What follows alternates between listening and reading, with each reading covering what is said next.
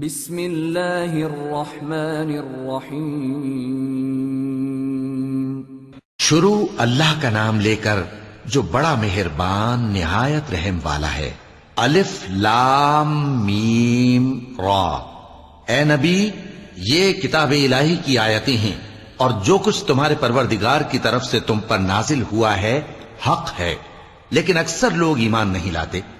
اللہ وہی تو ہے جس نے ستونوں کے بغیر آسمان جیسا کہ تم دیکھتے ہو اتنے اونچے بنائے، پھر عرش پر جلوہ افروز ہوا اور سورج اور چاند کو کام میں لگا دیا۔ ہر ایک میعاد معین تک گردش کر رہا ہے۔ وہی دنیا کے کاموں کا انتظام کرتا ہے۔ اس طرح وہ اپنی آیتیں کھول کھول کر بیان کرتا ہے کہ تم اپنے پروردگار کے روبرو جانے کا یقین کرو۔ اور وہی ہے جس نے زمین کو پھیلایا اور اس میں پہاڑ اور دریا پیدا کیے اور ہر طرح کے میووں کی دو قسمیں بنائیں۔ وہی رات کو دن کا لباس پہناتا ہے۔ غور کرنے والوں کے لیے اس میں بہت سی نشانیاں ہیں۔ اور زمین میں کئی طرح کے قطعات ہیں ایک دوسرے سے ملے ہوئے، اور انگور کے باغ اور کھیتی اور کھجور کے درخت۔ بعض کی بہت سی شاخیں ہیں اور بعض کی اتنی نہیں ہوتی، باوجود کہ پانی سب کو ایک ہی ملتا ہے۔ اور ہم بعض میووں کو بعض پر لذت میں فضیلت دیتی ہیں، اور اس میں سمجھنے والوں کے لیے بہت سی نشانیاں ہیں۔ اگر تم عجیب بات سننی چاہو تو کافروں کا یہ کہنا عجیب ہے کہ جب ہم مر کر مٹی ہو جائیں گے تو کیا اثر نو پیدا ہوں گے؟ یہی لوگ ہیں جو اپنے پروردگار سے منکر ہوئے ہیں، اور یہی ہیں جن کی گردنوں میں طوق ہوں گے، اور یہی اہل دوزخ ہیں کہ ہمیشہ اس میں جلتے رہیں گے۔ اور یہ لوگ بھلائی سے پہلے تم سے برائی جلدی سے مانگتے ہیں، یعنی طالب عذاب ہیں، حالانکہ ان سے پہلے عذاب واقع ہو چکے ہیں۔ اور تمہارا پروردگار لوگوں کو باوجود ان کی بے انصافیوں کے معاف کرنے والا ہے، اور بے شک تمہارا پروردگار سخت عذاب دینے والا ہے۔ اور کافر لوگ کہتے ہیں کہ اس پیغمبر پر اس کے پروردگار کی طرف سے کوئی نشانی کیوں نازل نہیں ہوئی؟ اے نبی، تم تو صرف خبردار کرنے والے ہو، اور ہر ایک قوم کے لیے رہنما ہوا کرتا ہے۔ اللہ ہی اس بچے سے واقف ہے جو عورت کے پیٹ میں ہوتا ہے، اور وہی پیٹ کے سکڑنے اور بڑھنے سے بھی واقف ہے، اور ہر چیز کا اس کے ہاں ایک اندازہ مقرر ہے۔ وہ چھپی اور ظاہر چیزوں کا جاننے والا ہے، سب سے بزرگ ہے، عالی رتبہ ہے۔ کوئی تم میں سے چپکے سے بات کہے یا پکار کر، یا رات کو کہیں چھپ جائے یا دن کی روشنی میں کھلم کھلا چلے پھرے، اللہ کے نزدیک برابر ہے۔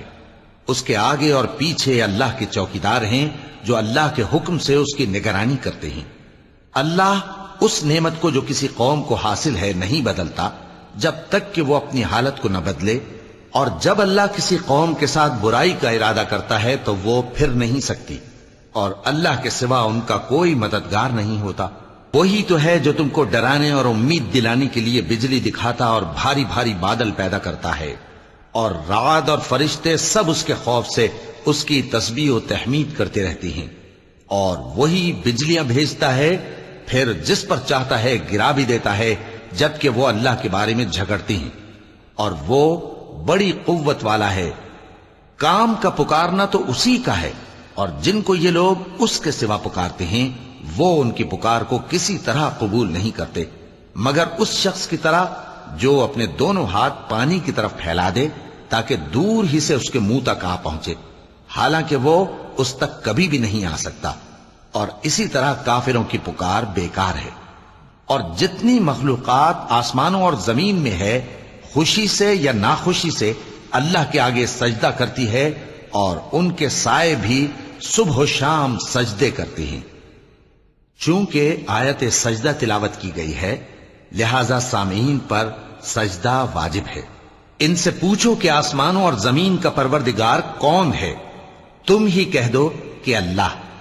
ان سے کہو کہ کیا تم نے اللہ کو چھوڑ کر ایسے لوگوں کو کارساز بنایا ہے جو خود اپنے نفع و نقصان کا بھی اختیار نہیں رکھتے؟ کہو کیا اندھا اور آنکھوں والا برابر ہیں، یا اندھیرا اور اجالا برابر ہو سکتا ہے؟ بھلا ان لوگوں نے جن کو اللہ کا شریک مقرر کیا ہے، کیا انہوں نے اللہ کسی مخلوقات پیدا کی ہے جس کے سبب ان کے لیے مخلوقات مشتبہ ہو گئی ہے؟ کہہ دو کہ اللہ ہی ہر چیز کا پیدا کرنے والا ہے اور وہ یکتا ہے، بڑا زبردست ہے۔ اسی نے آسمان سے مے برسایا، پھر اس سے اپنے اپنے اندازے کے مطابق نالے بہ نکلے، پھر پانی پر پھولا ہوا جھاگ آ گیا۔ اور جس چیز کو زیور یا کوئی اور سامان بنانے کے لیے آگ میں تپاتے ہیں اس میں بھی ایسا ہی جھاگ ہوتا ہے۔ اس طرح اللہ حق و باطل کی مثال بیان فرماتا ہے۔ سو جھاگ تو سوکھ کر زائل ہو جاتا ہے، اور پانی جو لوگوں کو فائدہ پہنچاتا ہے وہ زمین میں ٹھہرا رہتا ہے۔ اس طرح اللہ صحیح اور غلط کی مثالیں بیان فرماتا ہے تاکہ تم سمجھو۔ جن لوگوں نے اللہ کے حکم کو قبول کیا ان کی حالت بہت بہتر ہوگی، اور جنہوں نے اس کو قبول نہ کیا اگر روئے زمین کے سب خزانے ان کے اختیار میں ہوں تو وہ سب کے سب اور ان کے ساتھ اتنے ہی اور نجات کے بدلے میں صرف کر ڈالیں، مگر نجات کہاں؟ ایسے لوگوں کا حساب بھی برا ہوگا اور ان کا ٹھکانہ بھی دوزخ ہے، اور وہ بری جگہ ہے۔ بھلا جو شخص یہ جانتا ہے کہ جو کچھ تمہارے پروردگار کی طرف سے تم پر نازل ہوا ہے حق ہے، وہ اس شخص کی طرح ہے جو اندھا ہے، اور سمجھتے تو وہی ہیں جو عقل مند ہیں، جو اللہ کے عہد کو پورا کرتے ہیں اور قول و قرار کو نہیں توڑتے، اور جن رشتوں کے جوڑے رکھنے کا اللہ نے حکم دیا ان کو جوڑے رکھتے اور اپنے پروردگار سے ڈرتے رہتے اور برے حساب سے خوف رکھتے ہیں، اور جو اپنے پروردگار کی خوشنودی حاصل کرنے کے لیے مصائب پر صبر کرتے ہیں اور نماز پڑھتے ہیں، اور جو مال ہم نے ان کو دیا ہے اس میں سے پوشیدہ اور ظاہر خرچ کرتے ہیں اور نیکی سے برائی کو دور کرتے ہیں، یہی لوگ ہیں جن کے لیے عاقبت کا گھر ہے، یعنی ہمیشہ رہنے کے باغات جن میں وہ داخل ہوں گے، اور ان کے باپ دادوں اور بیویوں اور اولاد میں سے جو نیکوکار ہوں گے وہ بھی بہشت میں جائیں گے، اور فرشتے بہشت کے ہر ایک دروازے سے ان کے پاس آئیں گے اور کہیں گے تم پر سلام ہو، یہ تمہاری ثابت قدمی کا بدلہ ہے، اور عاقبت کا گھر خوب گھر ہے۔ اور جو لوگ اللہ سے پختہ عہد کر کے اس کو توڑ ڈالتے اور جن رشتوں کے جوڑے رکھنے کا اللہ نے حکم دیا ہے ان کو قطع کر دیتے اور ملک میں فساد کرتے ہیں، ایسوں پر لعنت ہے اور ان کے لیے برا انجام ہے۔ اللہ جس کا چاہتا ہے رزق فراخ کر دیتا ہے اور جس کا چاہتا ہے تنگ کر دیتا ہے، اور کافر لوگ دنیا کی زندگی پر خوش ہو رہے ہیں، اور دنیا کی زندگی آخرت کے مقابلے میں بہت تھوڑا سامان ہے۔ اور کافر کہتے ہیں کہ اس پیغمبر پر اس کے پروردگار کی طرف سے کوئی نشانی کیوں نازل نہیں ہوئی؟ کہہ دو کہ اللہ جسے چاہتا ہے گمراہ کرتا ہے، اور جو اس کی طرف رجوع ہوتا ہے اس کو اپنی طرف کا رستہ دکھاتا ہے، یعنی ان کو جو ایمان لاتے اور جن کے دل اللہ کی یاد سے آرام پاتے ہیں ان کو۔ اور سن رکھو کہ اللہ کی یاد سے ہی دل آرام پاتے ہیں۔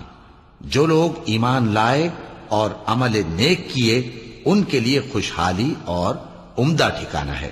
جس طرح ہم پہلے پیغمبر بھیجتے رہے ہیں اسی طرح اے نبی ہم نے تم کو اس امت میں جس سے پہلے بہت سی امتیں گزر چکی ہیں بھیجا ہے، تاکہ تم ان کو وہ کتاب جو ہم نے تمہاری طرف بھیجی ہے پڑھ کر سنا دو۔ اور یہ لوگ رحمان کو نہیں مانتے۔ کہہ دو وہی تو میرا پروردگار ہے، اس کے سوا کوئی معبود نہیں، میں اسی پر بھروسہ رکھتا ہوں اور اسی کی طرف رجوع کرتا ہوں۔ اور اگر کوئی قرآن ایسا ہوتا کہ اس کی تاثیر سے پہاڑ چل پڑتے یا زمین پھٹ جاتی یا مردوں سے کلام کر سکتے تو کیا یہ لوگ ایمان لے آتے؟ بات یہ ہے کہ سب باتیں اللہ کے اختیار میں ہیں، تو کیا مومنوں کو اس سے اطمینان نہیں ہوا کہ اگر اللہ چاہتا تو سب لوگوں کو ہدایت کے رستے پر چلا دیتا؟ اور کافروں پر ہمیشہ ان کے اعمال کے بدلے آفت آتی رہے گی یا ان کے مکانات کے قریب نازل ہوتی رہے گی یہاں تک کہ اللہ کا وعدہ آ پہنچے۔ بے شک اللہ وعدہ خلاف نہیں کرتا۔ اور تم سے پہلے بھی رسولوں کے ساتھ تمسخر ہوتے رہے ہیں، تو میں نے کافروں کو مہلت دی، پھر میں نے ان کو پکڑ لیا۔ سو دیکھ لو کہ میرا عذاب کیسا رہا۔ تو کیا وہ جو ہر شخص کے اعمال کا نگراں و نگہبان ہے وہ بتوں کی طرح بے علم و بے خبر ہو سکتا ہے؟ اور ان لوگوں نے اللہ کے شریک مقرر کر رکھے ہیں۔ ان سے کہو کہ ذرا ان کے نام تو لو۔ کیا تم اسے ایسی چیزیں بتاتے ہو جو روئے زمین پر ہیں اور اسے معلوم نہیں، یا تم لوگ محض سطحی بات کی تقلید کرتے ہو؟ اصل یہ ہے کہ کافروں کو ان کے فریب خوبصورت معلوم ہوتے ہیں اور وہ ہدایت کے رستے سے روک لیے گئے ہیں، اور جسے اللہ گمراہ رہنے دے اسے کوئی ہدایت کرنے والا نہیں۔ ان کو دنیا کی زندگی میں بھی عذاب ہے اور آخرت کا عذاب تو بہت ہی سخت ہے، اور ان کو اللہ کے عذاب سے کوئی بھی بچانے والا نہیں۔ جس جنت کا پرہیزگاروں سے وعدہ کیا گیا ہے اس کی شان یہ ہے کہ اس کے نیچے نہریں بہ رہی ہیں، اس کے پھل ہمیشہ باقی رہنے والے ہیں اور اس کے سائے بھی۔ یہ ان لوگوں کا انجام ہے جو متقی ہیں، اور کافروں کا انجام دوزخ ہے۔ اور جن لوگوں کو ہم نے کتاب دی ہے وہ اس کتاب سے جو تم پر نازل ہوئی ہے خوش ہوتی ہیں، اور بعض فرقے اس کی بعض باتیں نہیں بھی مانتے۔ کہہ دو کہ مجھ کو یہی حکم ہوا ہے کہ اللہ ہی کی عبادت کروں اور اس کے ساتھ کسی کو شریک نہ بناؤں۔ میں اسی کی طرف بلاتا ہوں اور اسی کی طرف مجھے لوٹنا ہے۔ اور اسی طرح ہم نے اس قرآن کو عربی زبان کا فرمان بنا کر نازل کیا ہے، اور اگر تم علم آ جانے کے بعد ان لوگوں کی خواہشوں کے پیچھے چلو گے تو اللہ کے سامنے کوئی نہ تمہارا مددگار ہوگا اور نہ کوئی بچانے والا۔ اور اے نبی، ہم نے تم سے پہلے بھی پیغمبر بھیجے تھے اور ان کو بیویاں اور اولاد بھی دی تھیں، اور کسی پیغمبر کے اختیار کی بات نہ تھی کہ اللہ کے حکم کے بغیر کوئی نشانی لے آتا۔ ہر حکم قضا کتاب میں لکھا ہوا ہے۔ اللہ جس چیز کو چاہتا ہے مٹا دیتا ہے اور جس کو چاہتا ہے باقی رکھتا ہے، اور اسی کے پاس اصل کتاب ہے۔